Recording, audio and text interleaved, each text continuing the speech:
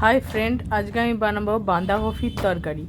ফার্স্টে আমি বাঁধাকপিটা কেটে ধুয়ে রেখে দিয়েছি। তারপর আমি নিলাম কড়াইয়ে তেল দিলাম, বাদাম নিলাম, বাদামটাকে ভালো করে ভেজে তুলে নেওয়া। তারপর ওই তেলের মধ্যে আমি দিলাম আলু আর পেঁয়াজ, একটু লাল লাল করে ভেজে নেওয়ার পর দিলাম তেজপাতা, টমেটো, আদা বাটা, ওইটাকে ভালো করে ফ্রাই করে নিলাম। তারপর তার মধ্যে দিলাম হলুদ গুঁড়ো, জিরে গুঁড়ো আর লঙ্কা গুঁড়ি, ওইটা ভালো করে ভেজে নিলাম। তারপর সামান্য জল দিয়ে দিলাম, মশলাটা একটু কষে যাতে তলায় ধরে নেওয়া যায়। তারপর আস্তে আস্তে বাঁধাকপিগুলো কেটে রাখা ছিল সেগুলো দিয়ে নিলাম, নিয়ে ভালো করে নাড়াচাড়া করতে থাকলাম। তারপর একটু দিলাম নুন, নিয়ে ঢাকা দিয়ে 3-4 বার মতো নাড়ালাম, প্রায় 15-20 মিনিট মতো নাড়িয়ে ঢাকনা দিয়ে নাড়িয়ে হয়ে গেলো। যখন দেখলাম একটু বাঁধাকপিটা একটু শক্ত শক্ত আছে, তার মধ্যে একটু জল দিলাম, জল দিয়ে ঢাকা দিয়ে প্রায় আমি নাড়াতে থাকলাম 15-20 মিনিট মতন।